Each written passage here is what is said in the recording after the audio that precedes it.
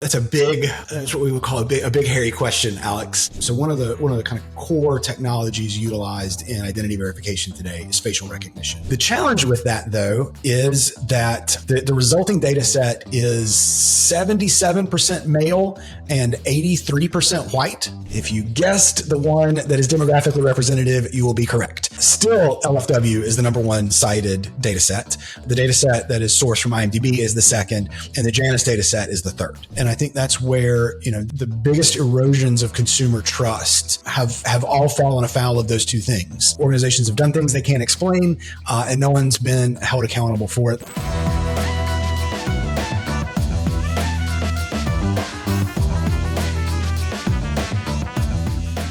Hello, everybody. I'm Alex, CEO of Productera, and welcome back to another episode of the Curiosity Code. We're happy to have Daniel Flowe with us today.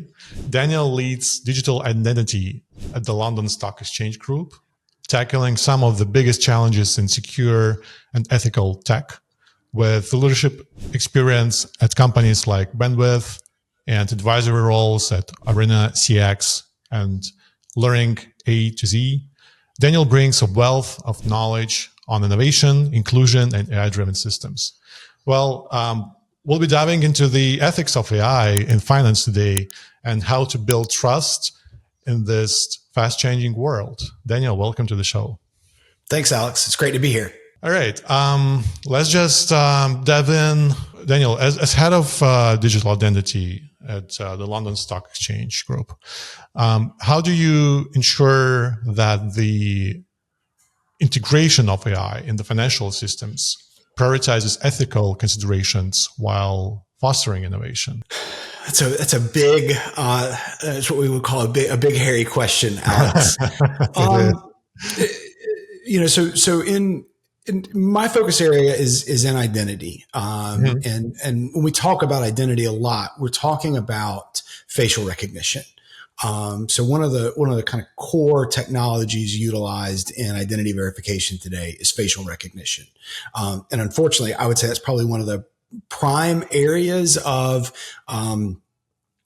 poor training set selection, of bias and really biased outcomes, of almost any application of AI. So it's a tremendous problem that a lot of us are working to solve. Right. When talking about face recognition, you mean like those solutions for in payments domain, like when you can pay with your face, or there are other applications in scope of like face recognition and financial. Yeah. So certainly the, unlocking your phone, authorizing a payment. But also when we start thinking about fraud and KYC, so, you're looking at onboarding, onto financial services or fintechs. You're looking at, authorization or challenges anytime a user wants to, make a change to their account, make a change to their address, their email address, things like that. So when you go out and you want to set up a new bank account, you want to sign up at a crypto Forex, you want to exchange some fiat currency into crypto, right? There's a KYC step, and there's a challenge in there. And most of those in the market today are going to use some form of facial biometrics to determine that you are who you claim you are. Right. You mentioned the challenge of bias in this case, and obviously that will be quite a problem. And I guess since you're mentioning that, it is a real problem with face recognition. What steps, from your experience, can institutions take to mitigate bias in this kind of algorithms used for financial decision making and digital identity verifications? Yeah, and I'll maybe take a little bit of a path through history, and if I get too nerdy, stop me. But sure. When any algorithm, any AI is only as good as the training data that it's been fed, right? So you look at almost anything you read out there about how to reduce bias in AI starts with the training data sets. So when we look at facial recognition trainings, data sets for training, there's only a few out there. And the one that is used the most is managed by MIT. It's called LFW, or Labeled Faces in the Wild is what it stands for. So researchers at MIT, probably 15 years ago, were working on facial recognition algorithms. And they ran into a challenge that this is all protected PII. There's GDPR, there's all kinds of privacy legislation out there. So it's somewhat challenging to get a very broad set of faces, names, and corresponding data around it. So they did what I would say was a really creative solution. And they went out to credible news sources. And they looked for large quantities of photos of faces with captions, right? Because if again, this is several years ago. So if you find an article about Prince Charles in the Financial Times, and there's a photo of a man accompanying that article with a caption that says it's Prince Charles, you got a high degree of confidence that is Prince Charles. You can attach a name to that face and start building out a data set. And then what you can do is you can take that name, you can find other images of that individual, and you can create a data set that not only has like a single static image, but lots of images from different perspectives that do a good job of training algorithms. So again, it was a hacky, creative, smart way to build a free data set that doesn't have any kinds of privacy concerns, because this is all publicly available information. Mm-hmm. The challenge with that, though, is that the resulting data set is 77% male and 83% white. Because if right, they're primarily focused on English language newspapers. And if you think about who is going to have their photo in an English language newspaper more, it's middle-aged white guys. Right. So this data set, LFW, still maintained, is the primary data set that has been used to train almost all the facial recognition algorithms commercially available on the market. And again, it's overwhelmingly biased to middle-aged white men. There are very few women. There are very few minorities. So when we look at pretty much almost, I won't say all, but almost all of the commercially available facial recognition technologies on the market were trained using a data set that introduces bias that I don't think can be managed around. Interesting. So what kind of impact does it have on, digital identity verification process? I assume like you end up having frustrated users who like playing with the camera and nothing is happening, or like in practical aspects, how would that impact the experience? So the practical impacts of this are, so the USGSA did a study last year, and their findings, there's a couple of different options out there if you want to look at outcomes. The USGSA has a study, MIT did their own study, but what you get is, again, if you're a middle-aged Caucasian male, error rates on facial recognition are 1% or less. We see error rates sometimes in the 0.2 to 0.8% range, across multiple providers for, middle-aged Caucasian males. Mm-hmm. If you step out into, darker skin tones, so like using the Monk scale, you pick the darkest 3 skin tones on the Monk scale, the combined error rates are like 20+%. And then if you drill into, dark skinned females, some of those error rates get in the over 30% range. So there's, I would say there's 2 problems. One is just it's a shitty user experience. The technology doesn't work. You error out. You probably have to go to a human agent for manual remediation. You're kicked into enhanced due diligence. You have to be remediated manually by an agent, or you have to call in and talk to someone. So And there's just broadly, it's a high friction, high touch, poor user experience that's really clearly happens along demographic lines. And then I think also you get into, there's just less access for people. Right. As we do more and more of our lives online, we transact online. We you and I work online. This is ourselves. And I think it sends a clear message to people in the world who don't look like me, that the systems aren't built for them, because in a lot of ways they're not. And I think there's a moral and ethical obligation there as well. This is the current state of things, which is surprising, to be honest, given like everything that's happening in the world in respect of diversity. But like, what do we do with this? Is there any like data set that's evolving that, has a better representative of, diverse demographics? Like, how do we address this? Maybe it is an opportunity for some of our listeners to build something new. I hope so.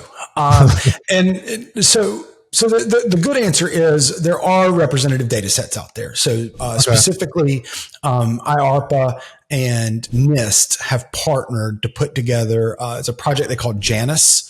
And there's actually 3 versions of the data set used in Janus that are available. And these data sets are intentionally representative of age, gender, skin type, and ethnicity. So there are alternative options out there. Of the 3 leading options, if you want an available labeled face data set to train an algorithm, the Janus data set is available, and it is like I said, it aligns with global demographic distribution. So there are options out there, but I'll make it sound worse. Okay, so there's 3 data sets out there. We talked about LFW. We talked about the Janus data set. There's a third data set that is put together from IMDb exclusively. So they've scraped IMDb because again, you've got lots of different images of faces. They're all labeled. But again, we saw the Oscars So White issue a couple years ago. That IMDb data set is not really any better than the LFW data set in demographic representation. So one of the things that I like to keep an eye on is the citation rate in peer-reviewed papers. So when we think about algorithm or AI development, a lot of it starts with research and peer-reviewed papers that are then proven and become commercialized. So if I look at all the peer-reviewed papers from 2024, see what they're citing, then I think we've probably got a good look at what the state of this technology is going to look like over the next, call it 2 years. So if we look at 2024, pop quiz, what do you think was the least cited facial data set in 2024 among peer-reviewed papers? If you guessed the one that is demographically representative, you will be correct. Still LFW is the number 1 cited data set. The data set that is sourced from IMDb is the second, and the Janus data set is the third. And again, I know I'm kind of grinding here, but if you pull up the website at MIT and look at LFW, there's a red boxed warning that says this is not representative. Do not use this for training commercial algorithms. And yet here we are. So I think we're not only, it's not only a today problem, but based on surveys of peer-reviewed papers, it's a future us problem as well. That's amazing. It's happening, and hopefully there will be a solution for that. Let's zoom out a bit and talk more in general terms about ethical dilemmas in AI domain. You worked, and still you have some roles as advisors in various organizations. What frameworks or guidelines do you recommend for addressing this ethical dilemmas in AI? I think at a very high level, I think it's very easy to talk about and very hard to do. So, very easy to talk about. Right. I think there are a few key things. One of them is insisting on explainability. So there are a number of applications of AI that are not explainable. Right. They're ultimately black box. Understanding, why was this person selected, especially when we're talking about finance. Like, why was this person approved for a home loan and this person wasn't? And we're not doing nearly enough, in my opinion, to insist on explainability from the tools that we use. And we should be able to audit, and defend, AI choices at an individual case level. So I think that's key. And I think the second piece is, really just oversight, testing, and accountability. What I think has driven the issue in facial recognition and a lot of other places is there's really not fundamentally accountability. So if you deploy a model that generates the desired financial and business outcomes, that's enough, right? We roll a model out. It drives increased signups. It drives increased consumption of a particular product. It fulfills its business case, and everyone's happy with that. What I'm really pushing for, especially with the groups that I work with, is we need a parallel track around ethics around those outcomes. So I don't just want to see that we fulfill the financial business case. We also need to look at different demographics. We need to look at different ethnicities. We need to audit and review the human impact of the decisions made by these models at the same time as we focus on the financial and business outcomes. Right. As you said, it's easier to talk about it than implement it. Do you have real life use cases where it's been actually done, implemented? Because I've heard it from many professionals in the industry, but there are not so many cases where it's actually been done. Maybe you have access to these cases and can share some of them. I think there are, and I think that we're starting to see the emergence of some of these cases. So like I could say and I'm not here to pitch what we do or our company, but I could say last year we brought in a very structured AI governance process with multiple independent parties. And I think that's really the key is the independent parties, that anytime there's a business case or there's a project that involves AI, we have internal and external independent parties that review things like demographic bias, and actual outcomes of the technology we're looking to utilize. And there's a long-term, that's the other key. I think that I'm really happy with some of the processes we've put in place because there's constant follow-up. So it's not enough that I can say, we want to use this technology. We've evaluated it. We've tested it.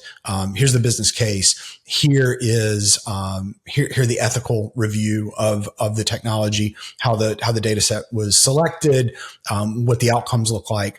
There's a cadence of follow up long term to review the model and ensure that we're adhering to what we committed to when we wanted to bring that technology to bear. Right, and I think another aspect here is that. While for technical people, some aspects of the technology are easy to understand and, you can explain certain things, but we actually facing a situation when the majority of stakeholders in, business process are really non-technical. And I'm curious to learn from you, from your experience, what are the challenges that you faced in ensuring that the models used in digital identity verification, actually, as you said, like they're explainable, they auditable by those non-technical stakeholders. Well, I think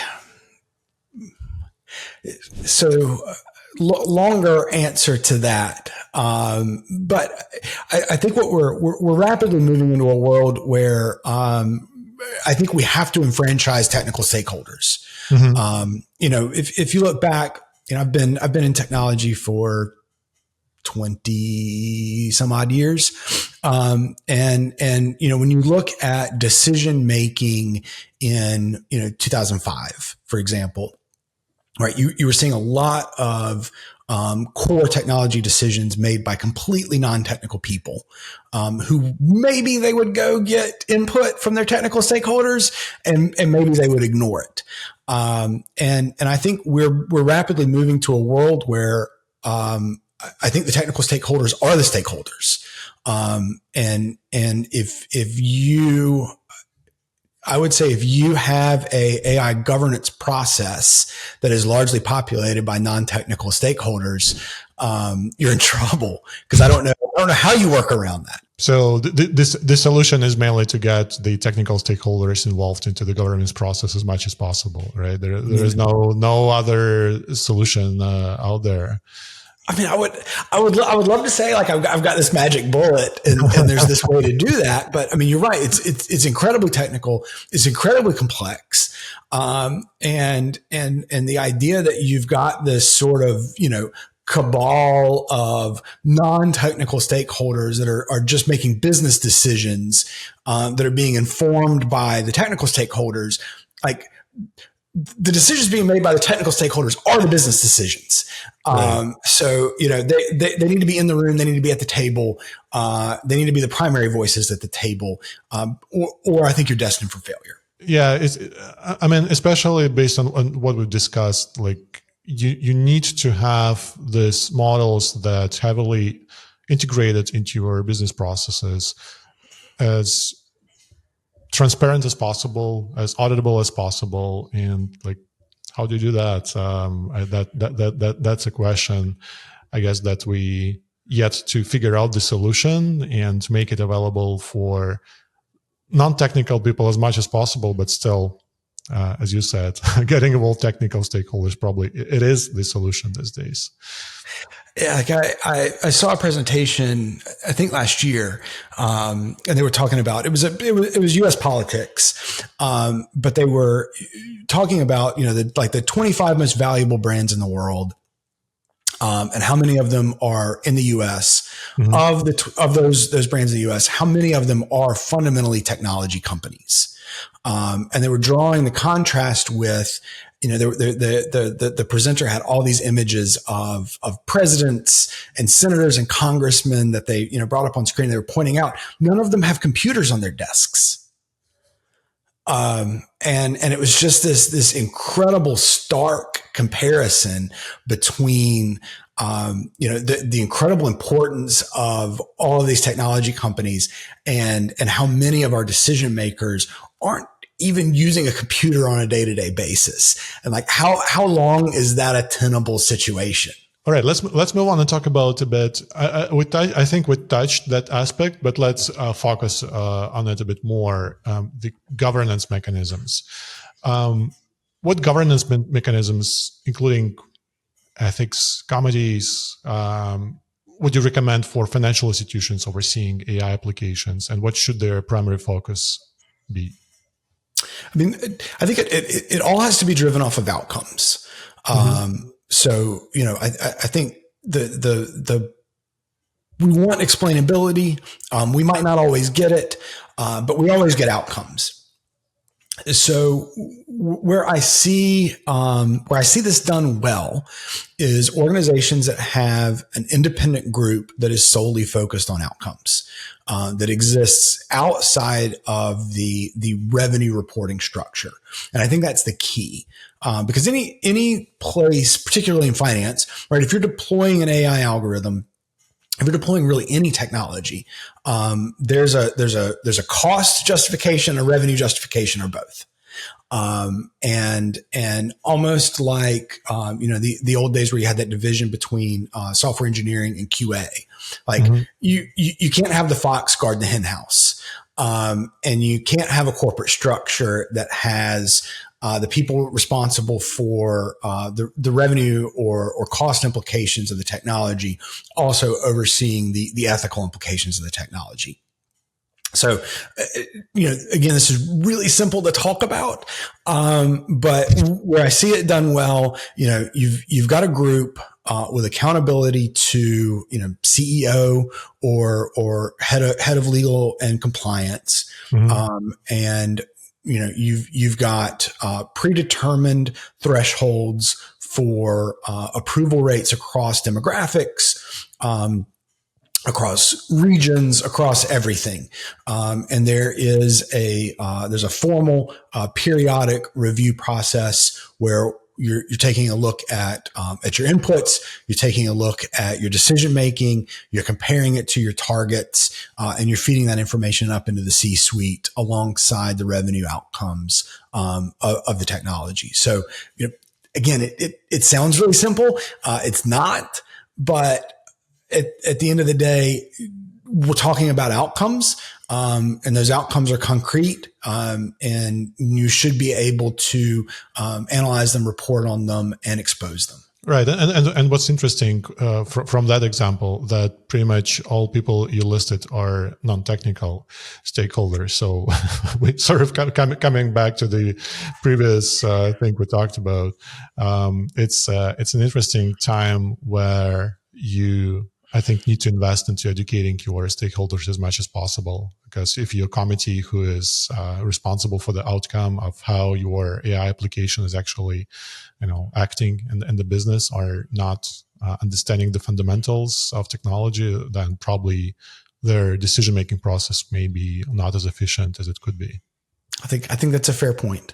I do think the best of the people in those roles, in my experience, are technical, or at least have technical backgrounds. They may not be experts, but some of the best compliance officers I've worked with also wrote code. So you want to find that right person, but I appreciate the call out there that this is the real world, and that doesn't always work. Right.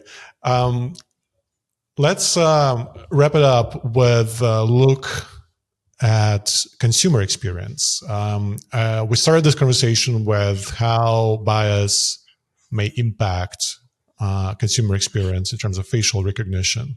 So I think one of the aspects that the industry is still trying to figure out is consumer trust in AI. So you interacting with whatever AI solution, whether it's banking, payments, whatnot, and financial services. Based on what have seen, what would you recommend financial institutions to actually build trust among consumers when they're deploying AI systems that make critical financial decisions? I think that's a very big question. I don't have small ones. Sorry. Yeah. It's true. You do not have small questions, my friend. No. I think we're going to come back to what we talked about, explainability and accountability. So where people lose trust is when decisions can't be explained, and there's no accountability when things go wrong. And I think that's where, the biggest erosions of consumer trust have all fallen afoul of those two things. Organizations have done things they can't explain, and no one's been held accountable for them. So I think we're seeing a lot of consumer willingness to accept AI. And maybe outside of chatbots, I think that's just a deployment issue that's gotten a really bad name. But ultimately, you see consumers want smooth customer experience. They want to get what they want, and they want it now, right? So they want rapid, specific, accurate personalization of their services. They want instant answers, and they want a degree of confidence that the information they're being given is correct. So, AI can do the first three really, really well. And the last one, again, really just comes down to, can the decisions be explained? Is there accountability and oversight? And I think we're going to see, very warm adoption if we can get that right. Yeah, I totally agree. I think it's like fundamental feedback loops and user experience, just for user to understand, hey, what's happening, why I see what I see, and just for things to make sense. Sometimes even, when you interact with ChatGPT and like you ask question, you get an answer, but then you need to probe really hard to get the explanation, rationale behind it. And what's happened to me personally, when you go really, really like several levels deep, then it says, "Oh, sorry, I was wrong." Right. I don't actually know how to spell strawberry. And I think it's fair to say though, like, I think we've been hard on AI and training data sets, but I think it's really important when we have these conversations to remember that there is no perfect alternative to which they're being compared. Right. Right. The alternative is either a rules-based system designed by a human or manual human intervention, both of which come with their own sort of myriad of biases and unfairness. So, I think that's the other piece we really need to bear in mind is we want this to be less biased and more fair than a human being. And I think that's very attainable. I don't know that perfection is ever going to be attainable. Totally agree with that. And on that note, I think we're going to wrap it up. Daniel, thank you very much for your time. That's been a great conversation, very insightful. I appreciate everything you shared with me and the audience. Absolutely. It's a pleasure being here, Alex. Thanks for having me. Thank you. And for the listeners, don't forget to subscribe, hit the like button, and see you in the next episode. Bye.